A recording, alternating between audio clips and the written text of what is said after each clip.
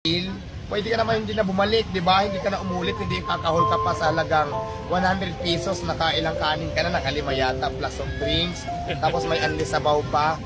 Pwede mo naman sa akin sabihin na kung natalo ka doon, diwata, wala na akong pamasahe, balik mo na lang yung 100 pesos ko, hindi ako nasarapan, di ba? Hindi kakahol ka pa sa social media for what?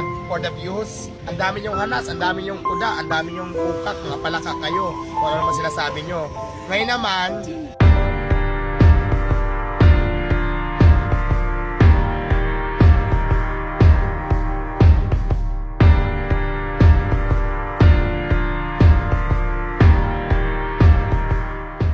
shoutout lang diba, welcome naman dito, pero make sure lang talaga na pag kumahol ka, tama yung kinahulan mo.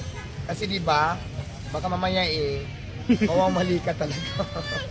Kasi falls pa naman na yun. Hindi, marami kasi dito talagang kumakahol for the views, pero dapat kasi, hindi ko naman sinasabi talaga masarap yung tinda ko. Ang sa akin lang, kung hindi mo feel, pwede ka naman hindi na bumalik, diba? Hindi ka na umulit, hindi kakahol ka pa sa halagang 100 pesos, nakailang kanin ka na, nakalima yata, plus of drinks, tapos may unli sabaw pa.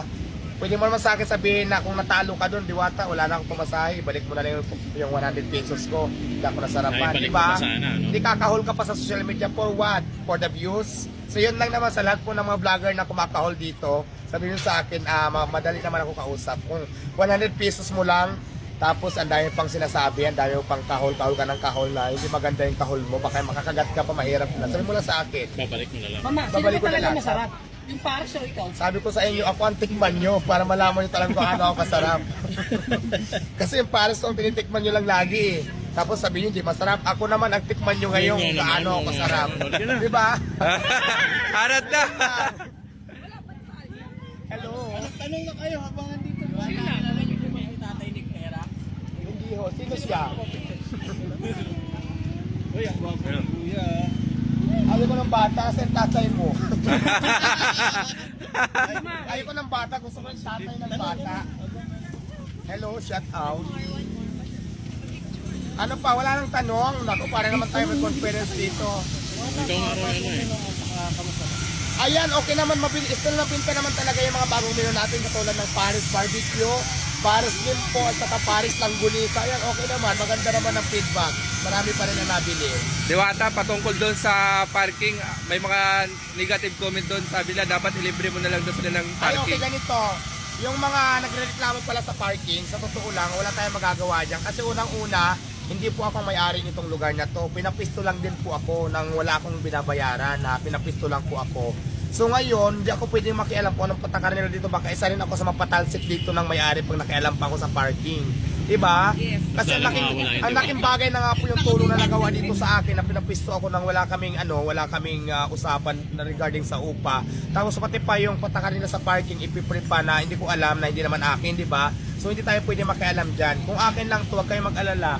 At pag nabili ko na tong lote na to, wala nang parking talaga. Kasi ang problema kasi ngayon talaga, naikipisto lang po tayo. Sana po maintindihan nyo ako.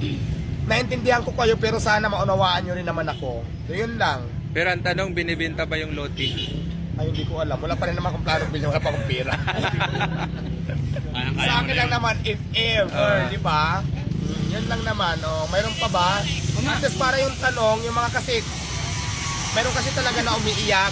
Pero kung ako sa inyo, kung 20 pesos lang naman yung parking kung nakamotor ka, casino lang yun, di ba? Kaysa naman mag-parking ka sa labas, hindi ka safe, tapos ma-record ka, matuwing ka pa, magkano ang tubos? Sacrifice mo pa 20 pesos mo, di ba? Kung ako sa inyo, kung may 20 lang naman din ng kayo, sacrifice yun na para mas-safe kayo, di ba? Kasi yun nga, ulitin ko, hindi po ako may-ari ng lugar na to. Unang rason, pinapisto lang din po ako, so hindi tayo pwede makialam dyan na sagutin yung parking. Kasi ako na nga mismo, pinapisto na ako nang wala pong bayad. So yun lang, malinaw po sa inyo. Diwata, yung mga vlogger na bumabanat sa'yo patungkol sa kusina mo. Ay, wala akong pakialam. Basta ako, ang sinasabi ko lang, may kusina na akong pinapagawa. At saka, lalagyan ko na ng pinto para wala na mapag-vlog doon sa loob. May privacy na ako. Kasi di pa ba kayo nagsawa? Dati kasi ganito, yung kusina ko, nasa kalsada, open sa lahat. Ang dami yung hanas, ang dami yung kuda, ang dami yung kukak, mga palaka kayo. Kung ano naman sinasabi nyo. Ngayon naman, gagawin ko naman ngayon, kaya ako nagpapagawa ng kitchen para may privacy naman ako. Yung hindi nyo makikita kung paano namin niluluto. Kasi di ba nagsawa na ba kayo doon sa ilang buwan din ako nandyan, nakikita nyo lahat, open ako, di ba? Sabi ko open ako, nakikita nyo kung paano namin gawin. So ngayon naman siguro, it's time para magkaroon naman ng privacy. Kaya nga nagpagawa tayo ng kitchen, nalagyan ko ng pinto. So para yung authorized person nyo lang yung pwedeng pumasok. So yun lang. Sige nga, ito, ano na lang, muling katanungan. Picture ka? Sige. Yeah, picture nga si ate. Maraming camera. Sino mas maganda? Ikaw pa rin? Ikaw na? Sige, ganito, sa huling katanungan, ano ang mensahe mo sa mga patuloy na humahatak sa iyo pababa, yung mga basher ng tinda mo? Wala naman akong pakialam sa inyo kung hatakin nyo ako pababa. Basta sa akin lang talaga. Ang masasabi ko lang paulit-ulit, walang kasamaan na nagtagumpay sa kabutihan kahit kailanman. Tandaan nyo yan. Kasi alam ko naman sa sarili ko na wala akong ginagawang masama. Kayo mayroon. So yan lang. Sabi nila, idol, may binabayaran ka ng vloggers. Ay, wala po akong babayad sa vlogger kaya hindi yan totoo. At sa mga vlogger na yun, wala akong kontak, hindi ko sila makakilala. Katulad sa inyo, ang dami nyo ngayon.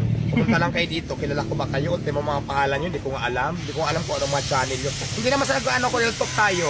Kung makikilala ko na lang kayo minsan, ay vlogger pala yun kasi nakita ko na dito sa, minsan pag nag-scroll tayo ng cellphone. So, all in all, hindi ko kayo kilala para magbayad ako. At saka pangalawa, wala akong pangbayad sa mga vlogger.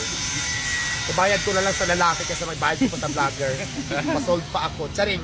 Diwata, may komento ka ba pag minaya-maya ka ng mga MMD dito or mga enforcer para sa labas? Ay dati, di ba? Oo. Minaya-maya na nila ako. Pero itong lugar ko ngayon, wala na silang rights kasi nasa private na po ako.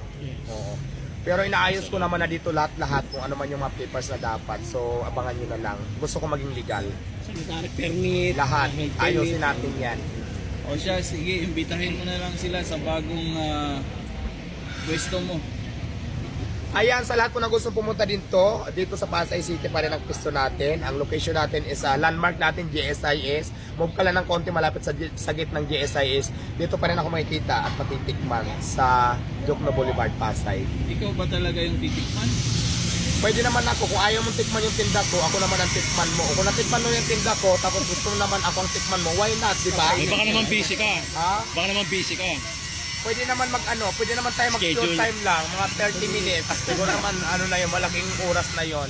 Pero ikaw nataya nun. Ha? Ikaw nataya. Ay, hindi. Lobe naman ako. Kasi maghati tayo. Sofitel naman to. Ito yung mga bagong menu mo doon. Ano na yung mayroon doon?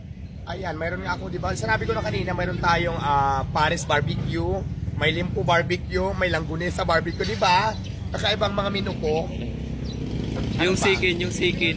Siyempre, hindi na mawawala yung sikin at saka yung Paris bulalo. Hindi na mawawala yan. At siyempre, yung kung saan ako nakilala, yung Diwata Paris Overload, hindi na mawawala yan. Walang mababawas sa menu natin. Ang gagawin natin ngayon, magdadagdag tayo. O sige, Picture na kuya.